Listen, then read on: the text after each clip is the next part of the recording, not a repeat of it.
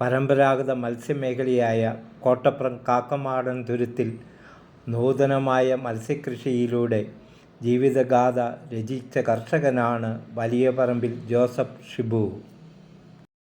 2006 കാലഘട്ടത്തിൽ സുഹൃത്തുക്കളുടെ സഹകരണത്തോടെ നടത്തിയ കൂട് മത്സ്യകൃഷിയിലൂടെ വല നിറയെ വിജയം നേടിയ അനുഭവം.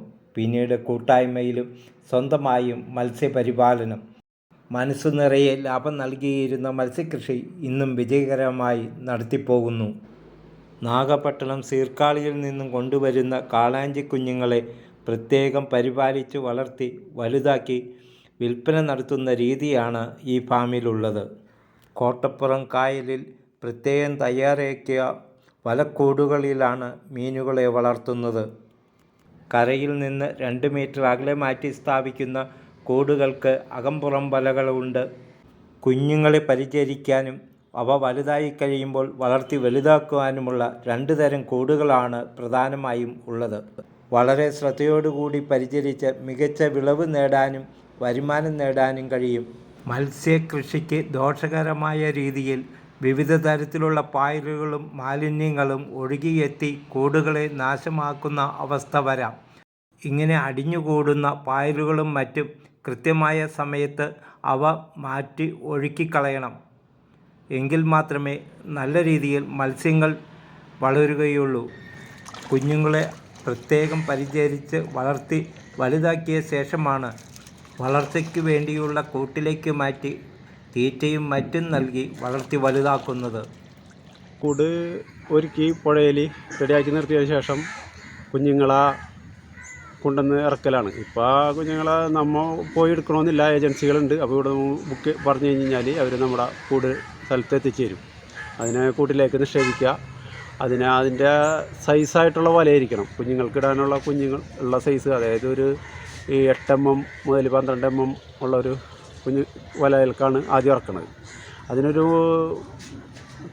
ആദ്യം കൊടുക്കുമ്പോൾ ചെറിയ ചെമ്മീൻ കൊടുത്ത് 1 മാസത്തോളം വളർത്തിയതിന് ശേഷം അതിനെ ഒരു തരംതിരിക്കും. ഒരു വലുതും ചെറുതിന് 2 കൂട്ടിലൊക്കെ ആക്കിയിട്ട് തരംതിരിക്കും. അതിനുശേഷം വീണ്ടും ഒരു 2 മാസത്തോളമൊക്കെ അതിനനുസരിച്ചുള്ള വലയിൽ വളർത്തിയതിന് ശേഷം വലിയ കൂട്ടിലേക്ക് മാറ്റും. ഒരു 4-3 വലിയ കൂട്ടിലേക്ക് ഇതിനെ വളർത്തും. അപ്പോൾ തീറ്റ കൊടുക്കുന്നത് കടലിൽ നിന്ന് കിട്ടുന്നത് നന്ദൻ, ചാള, ചെമ്മീൻ, അയില, തിരിയാൻ എന്നീ മത്സ്യങ്ങൾ. അതും ഇവിടെ എത്തിച്ചേരാനുള്ള ഏജൻസികളുണ്ട്. അത് കിട്ടും. അത് 2 നേരം അതിനെ ഇട്ട് കൊടുത്ത് ഒരു 12 മാസത്തോളമാണ് അതിനെ വളർത്തുന്നത്. കാളാഞ്ചിയും കരിമീനുമാണ് പ്രധാനമായും വളർത്തുന്നത്. തിലോപ്പിയ ഇനത്തിന് ഡിമാൻഡ് വളരെ കുറവാണ്. കാളാഞ്ചിയും കരിമീനും ഏത് സമയത്തും വിൽപ്പന നടത്തുവാൻ കഴിയും. സാമാന്യം നല്ല വിലയും ഇതിന് കിട്ടും. അതുകൊണ്ടാണ് കാളാഞ്ചിയും കരിമീനും വളർത്തുന്നത്. ഒരു വർഷം കൊണ്ട് 2 കിലോയ്ക്ക് മുകളിൽ തൂക്കം വയ്ക്കുന്ന കാളാഞ്ചിക്ക് 11 കിലോ തീറ്റ നൽകണം. ഒരു വർഷം കൊണ്ട് 200 ഗ്രാമിന് മുകളിൽ തൂക്കം വയ്ക്കുന്ന 5 കരിമീനുകൾക്ക് നൽകേണ്ടത് 6 കിലോ തീറ്റയാണ്. പൊതുജലാശയങ്ങളിൽ കൂട് മത്സ്യകൃഷി നടത്താൻ തദ്ദേശ സ്വയംഭരണ സ്ഥാപനങ്ങളുടെ നോ ഒബ്ജക്ഷൻ സർട്ടിഫിക്കറ്റ് ആവശ്യമാണ്. ജലാശയങ്ങളിൽ വളരുന്ന മത്സ്യങ്ങൾക്ക് രുചിയും ഗുണവും കൂടുതലാണ്. തീറ്റ ചെലവ് വളരെ കുറവുമാണ്.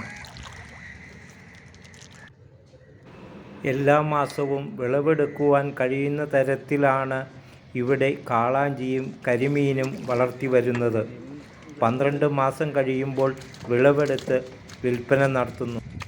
12 മാസം കൊണ്ട് ഒരു ഏകദേശം ആവറേജ് 2 കിലോ ആവും. ആ 2 കിലോ ആകുമ്പോഴാണ് വിളവെടുക്കുന്നത് ലൈവായിട്ട് തന്നെ എറണാകുളം, കൊല്ലം മേഖലകളിൽ കടകളിൽ ലൈവായിട്ടാണ് വിൽപ്പന നടത്തിക്കൊണ്ടിരിക്കുന്നത്.